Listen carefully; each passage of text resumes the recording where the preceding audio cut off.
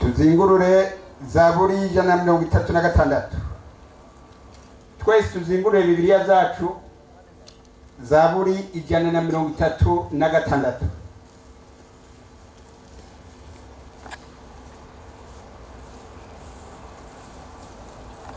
Ndavuga arya majambo atangura kuri buri murongo, hanyuma mwese muce mwitabiriza arya akurikira. Turageza ku murongo w'indwi gusa. Jewe ndasoma arya majambo atangura ya mbere, namwe mwese muce mwishura arya majambo akurikira kuri urya murongo nyene. Twagiye. Nimushimire Uhoraho yuko ari mwiza, nimushime Imana isumba ivyitwa imana, nimushime Umwami w'abami, nimushime ikora ibitangaza bikomeye yonyene, nimushime yaremesheje ijuru ubwenge, nimushime yagaranzuye isi hejuru y'amazi, nimushime yaremye ibibonesha bikuru. Hariya ku murongo wa 23, yaratwibutse aho twari mu bufafara, idukiza abarwanizi bacu, igaburira ibifise imibiri byose. Nimushime Imana yo mwijuru.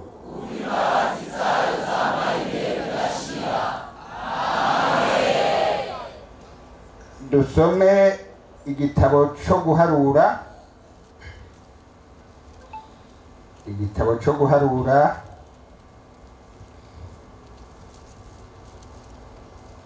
turasoma kijya gice cya 6.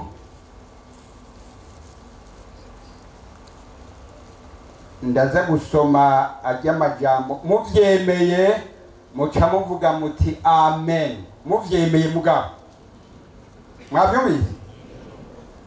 Aha kandi aya n'amajambo yo kugurura, n'amajambo yo guhana kaze, n'amajambo yo kubifuriza umwaka mushasha mwiza w'2025, ariko kandi duhezagiranye.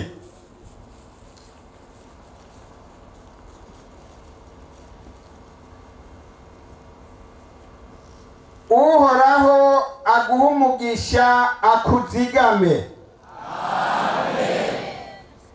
Uhoraho akumurikishirize mu nyonga hiwe akugirire neza. Uhoraho akurabe neza aguha amahoro. Ayo niyo majambo nagomba twuguruze iki gikorane cyacu, dushimira Imana ingene yabanye natwe muri aya mezi yose, iyi minsi yose, aya mayinga yose, aya masaha yose, iyi minuta yose, imirango yose, amajoro yose, ibitondo byose, ibicugu byose by'uyu mwaka wa 2024. Tukifuza ko muri uyu mwaka mushasha Imana yoshishikara iri kumwe natwe. Yarabidusezeraniye. Haleluya. Yesu yaradusezeranye ko ari kumwe natwe gushika ku muhero w'isi. Ikibazo mugabo nuko twebwe bishoboka ko umuntu ajya kure yayo, ariko yoyo yama iri hafi yacu. Tukivuza rero ko Imana yoshishikara kudufasha kugira ngo dutware ubutumwa abari mu gakiza bagakomeremwo, hanyuma bakiri mu byaha nabo baze ku mukiza wabo abakunda. Yesu nashimwe.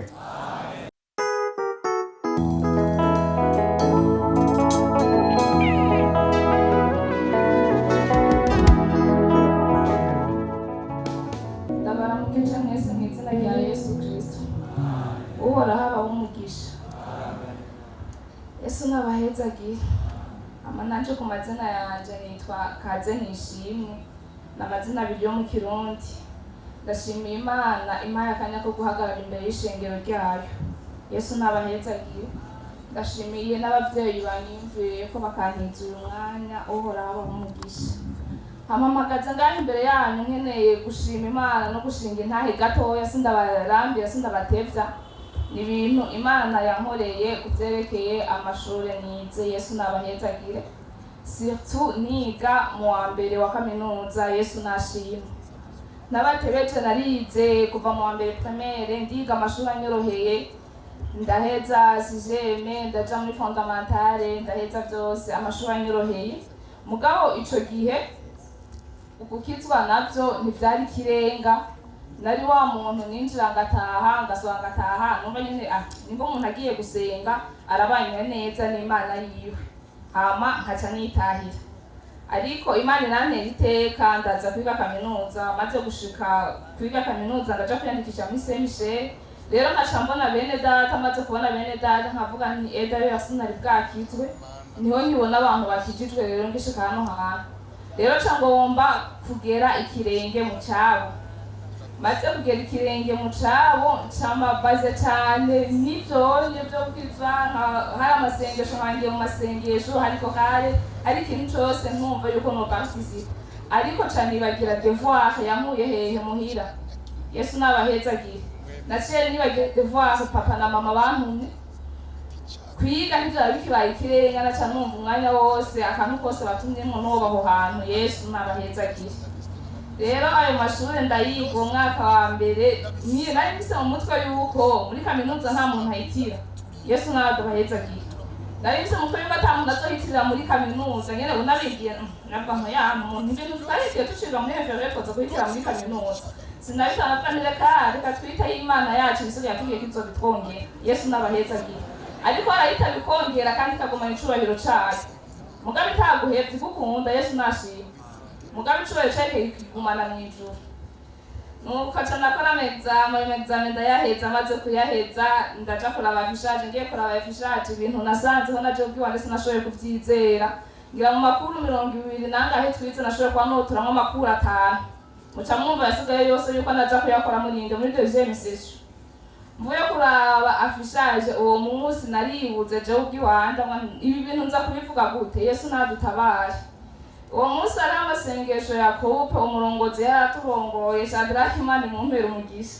Arambwira ngo kaza tuja gusengera no musaya amasengesho. Ewe namwishuye inyishu iteye n'u Rwanda, mbwira nti hewe ntigenda musengera mwebwe mukomeye, ntijaho bigeze singikomeza mushobora gusenga. Kubera nari mfise aho mu mutima y'ukuntu nza kubwira papa na mate rega je nzosuramwo amakuru orere yose nzoyisubiramo. Yesu nabahezagire. Mama inkuru isubiye inyuma yarakunda kundana mbere no musi nagiye handa agacambira ngo ka ukuntu ndakubona wowe ntawabikijije nkuko wowe igikobo kizusigaye ifise kwishuri ugiye kuronka ubusa neza tukubure. Yesu nadutabe nkaca mvuga nti nace ndamwita nyene karukugwa kwiwe nyene aba niwe ntukijijwe reka ntino yitira kubera iki. Yesu nabahezagire. Ariko ca ndabona yuko ibintu byose bishoboka kubera ntashoboye kumenya kuvuganiza umwanya wanje. Yesu nabahezagire. Ico shaka kuvuga ni iki rero?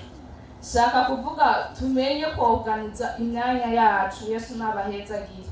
Jewe ico gihe papa rero ndamubwiye yuko natashe izoko uzose nzozisubiramo. Ndibuka ndiko ndataha aho imiduga itangongeye munsi y'igekero ca Bankobu. Hariho Imana ituzigama mwirinde bene data. Yesu nashimwe. Imana yaranzigamiye hajya ahantu imiduga bari impwepera jewe ntakibona ahantu ndiko ndaca. Baravuga nti jewe nza kubivugira muhira no munsi sinzi ko tuza gukirana. Ariko narabonye Imana iseruka aho umwana w'umuntu atoshobora guseruka. Yesu nashimwe. Examen narazikoze maze kuzikora kandi ndazitora. Ndashimira Imana ngiye kuraba gishaje yayo masanga narashoboye kujana bene data mu bakabiri zako kuzose zarabaye valide. Yesu n'abahezagire. Ndashishikara mu wa kabiri ndabitora no mu wa gatatu ndabitora. Imana ikiza kumpa ijambo irampa na distinction mu wa gatatu. Yesu n'abahezagire. Hamwe naburi ijambo mu wa mbere papa asubira kubona yuko mbaye umwana mu muryango. Yesu nashimwe. Yari yarabwiye ngo ati genda umbwire ujya mu ati nsuye kumva ngo yagiye mu masengesho canke yagiye muri kohare. Ati nimba kizi yuko ndi ambassadeur w'Imana aha muhira je nk'umuvyeyi ati ndabimubutije niyabirenga akazoba akoze icyaha azoba cumi azoca agenda azarondera abakozi b'Imana yihana. Ati rero agomba nagenda yige yumve ivyo ndamubwiye. Yesu nashimwe. Naciye mbona Imana rero mu kwiga tumenye umwanya wo kwiga, twongere tumenye no kuja ku mwanya wo gusenga, twongere tumenye kujeha umwanya wo kwa muri biriya bikorwa, ariko devoir abavyeyi badutumye dushobore kuyikora neza kugira twirinde gutsitaza abavyeyi kandi twongere tubane n'Imana neza. Yesu n'abahezagire. Ryari iryo shimwe niyo ntaha ababyumvise bakayakira. Yesu n'abaha umugisha. Mwene data Oriel azashima Imana.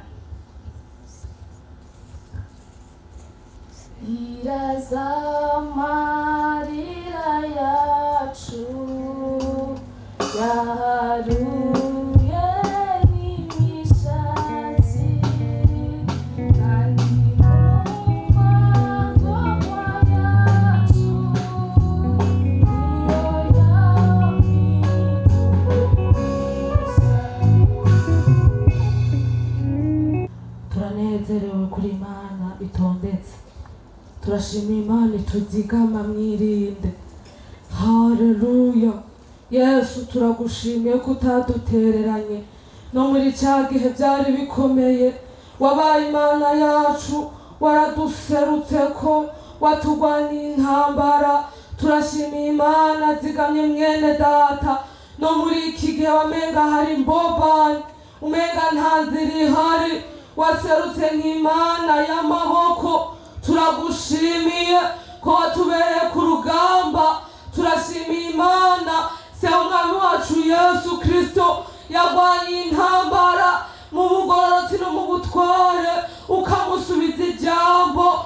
Byari bikomeye, amakuru 15 wamenga ibintu bidashoboka kumenya, byari kure cyane, ariko Imana yacu itarabanura ku butoni yabikoze neza. None rero turagushimiye imbere y'ibyabona byinshi. Turavuze ngo warakoze Mana, nushimwe, wagize neza. Turagukengurukiye ibyo wakoze byose, uwo mwaka wa mbere n'uwa kabiri no mu wa gatatu. Turashimiye Imana ko yabikoze neza, tuyizikiye ko nibizoba mu izina rya Yesu. Ndabaramukije mwese mu izina rya Yesu Kristo. Umwaka mushasha mwiza. Ego nanje ngaho imbere yanyu kugira ngo shimire Imana, nongera nshinga intahe kuntu yampaye agakiza. Amazina banyitwa Noiturki Odile, niga ngaha kumutanga muri journalisme et communication. Rero ndashimiye Imana ukuntu yangiriye neza ikampa agakiza ntabikwiye. Ego ijya mbere Mana nahora ndi muri lise nyene ntazi iby'agakiza, ntaramenya na kimwe.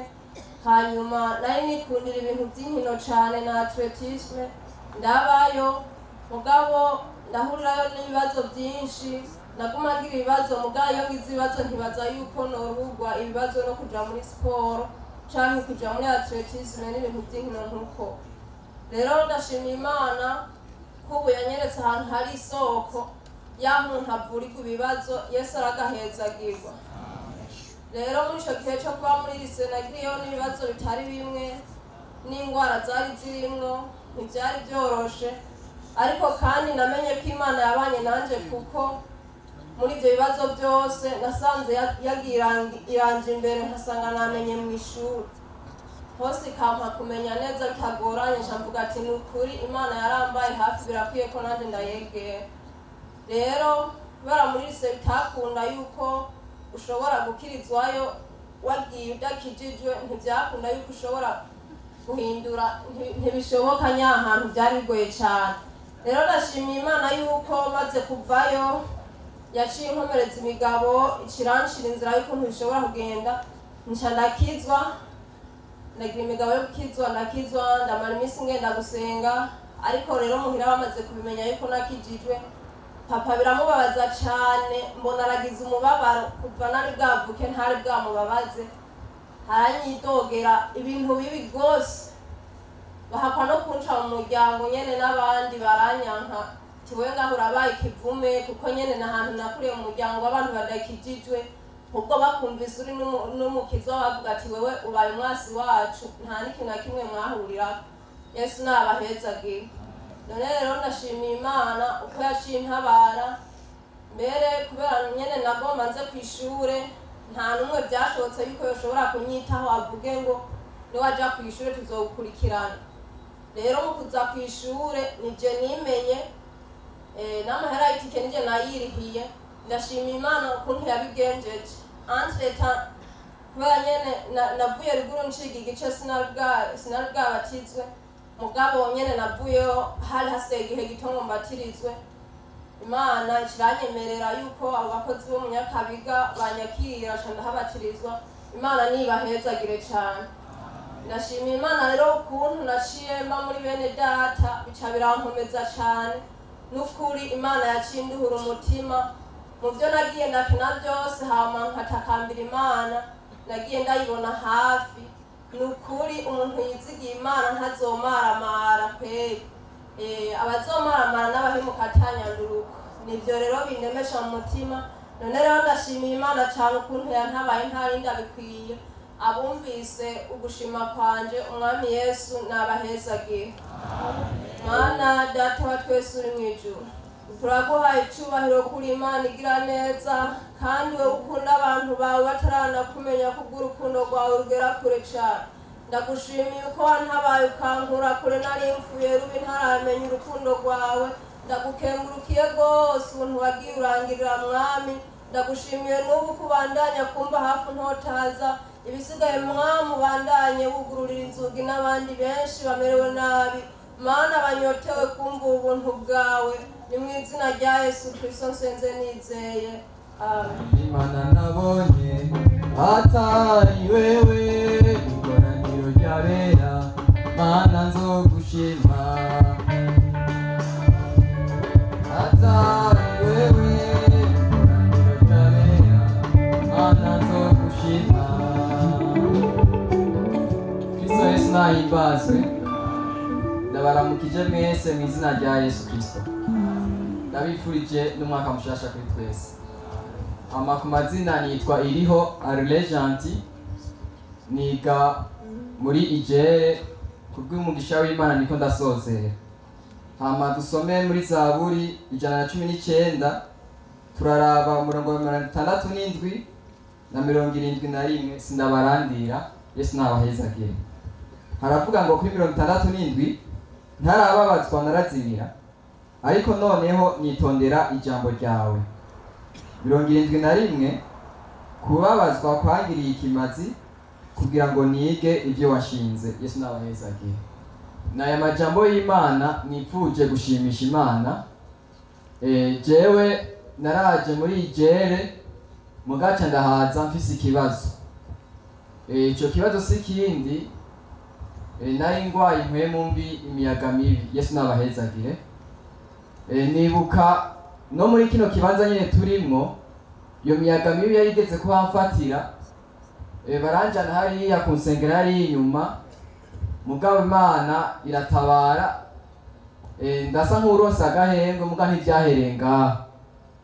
Twarashishikaye kurwana iyo ntambara turi kumwe na bene data, abarongozi bari baturongoye muri Semshe, harimo umurongozi Shadrake na Gael, n'abandi bene data bari bazi ico kibazo. Baragenda barandongora bambwira ati shishikara gusoma ijambo ry'Imana no gusenga.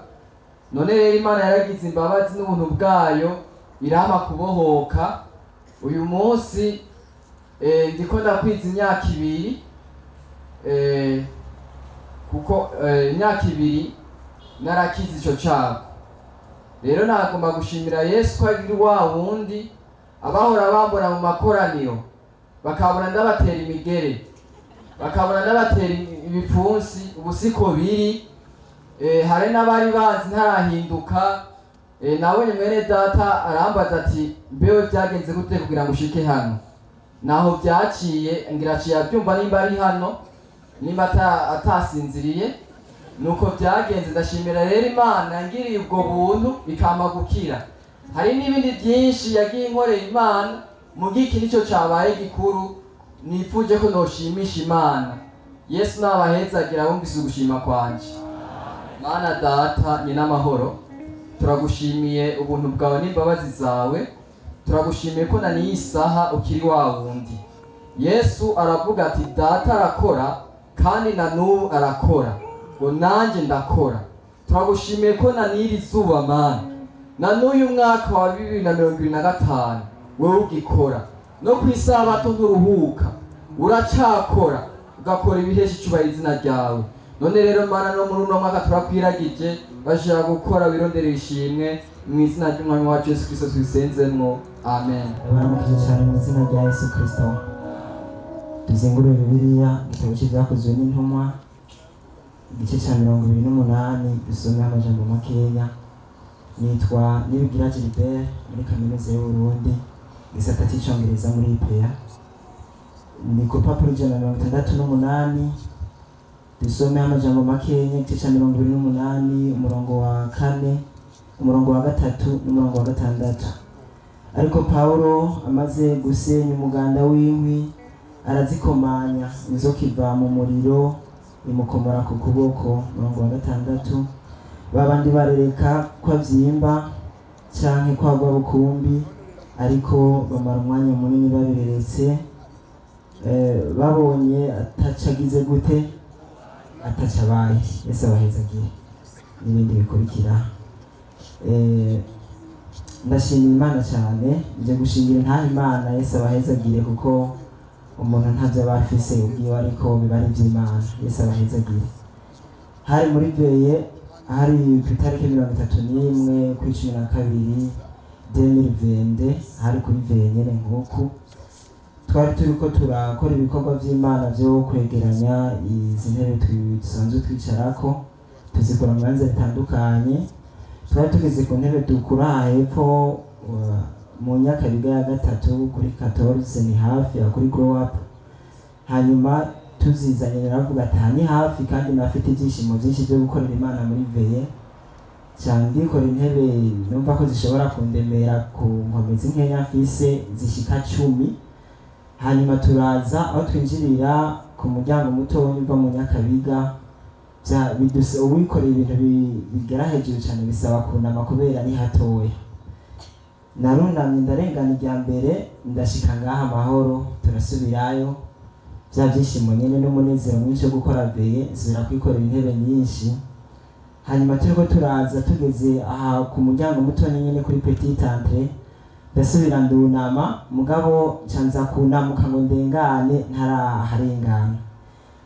Ukuguru urabona ko tuba tuzikoreye zicuritse, hari hejuru ku maguru y'intebe hakubita ku cyuma hejuru, ngiye kuduga ngo mpaguruke ndengane. Kubera ko ugiye kuva hasi uhagurukana inkomezi nyinshi, cabinsubiza hasi, candagira shoke mu giti cy'umugongo. Hanyuma ndashishikara ndashikana intebe ndazishikana. Hanyuma mugabo ndumva ko nagize shoke, kuko nari sanzwe ndi muri service ya protocole. Uwo munsi naho narakoze ibikorwa by'Imana, mugabo ndugije ukuboko nkumva hafatanye no mu mugongo ububabare, nkumva ni bwinshi cyane. Ngira ngo kubera amaraso yari agishushe, ndakora numva atangorane. Mugabo maze kugera ahantu nduhuka, numva bikomeje cyane rwose, ububabare bubaye bwinshi. Ndavuga ati kumbe ndashobora kuba nagize ikibazo mu giti cy'umugongo. Hanyuma hashize iminsi numva bitera biba grave gose, gatumye narimviye ati mbega byoba ari byo koko nkaba navunitse, byoca bigenda gute? Yesu adutabare cyane. Numvise ibyo biharuro bindongeye mu bwenge bwanje, cyangwa nizera Imana. Yesu adufashe gose. navuze ngo nta muntu yakoreye imana azomaramara. Maze kubona ko bindengeye ndasomye amajambo ngaha kuri titire havuga ngo inzoka ikomora Pawulo ntiyagira iki, ntiyagira icyaba. Ndasenga Imana, ndabwira Imana ko nariko ndayikorera naho biri uko, mugabo kandi narumva ko bishobora gushika bigaherera mu ngorane. Nyarukije narasenze Imana, nta masengesho menshi nashoboye kugira, ariko nagize ukwizera gusa niko nabivuga. Hanyuma ijoro rimwe ryo kuntabara, nyarukije kumbure ijoro rimwe ryo kuntabara niho nagize inzozi, ndarota mbona ndyamye ahantu nko hasi ndambaraye. Sinzi visionary ndimwo kuko urabona ko umuntu adasanzwe yibona ino mu gice cyo mu mugongo, mugabo je narahabona muri uwo mwanya, sinzi ko byari bimeze. Hanyuma mbona parti yo ngaha haruguru aha hepfo y'ibitugu, mbona parti itari ntonya, mbona haraboze mu mugongo wanje. Nari maze igihe ndi muri ubwo bubabare, natewe n'ico naho hantu. Hanyuma maze kubona haraboze, cyambona umuntu aje afise akantu kameze nka kirda, hanyuma aca gasobeka muri wa mubiri wabora aha hagati mu mugongo. Hanyuma acara shitura nk'uko ubunya akuramwo ya pariti ikivanamo n'akakantu yaracometsemo, bica biradugana. Narahabonye, sinzi je sinigeze bon, ni bitangaza Imana ikora. Muri iyo vision narahabonye, mbona aho akuye iyo pariti n'amagufa ndayabona, mugabo nca mbona hatanguye kuza ko umubiri mushasha, mbona hatanguye kuza nyine utuntu tumeze nk'amaraso, umubiri mushasha, n'ahantu nari navunikiye ndahabona. Hanyuma nikanguye numva amashimwe menshi mu mutima wanje, ndashimira Imana ati Mana ndagushimiye ko nkijije, kandi ndabonye ko hariho ibyizigiro ko hatanguye kuza umubiri mushasha, ndabonye ko n'ikibazo nari nagize ugikuyemwo. Yesu abahezagire cyane. Guhera icyo gihe naciye ntangura kumva ntanguye gukira, numva ntanguye gukira, kugeza uyu munsi ndakomeye neza. Imana nihabwe icyubahiro. Ndashimiye Imana rero ibikora.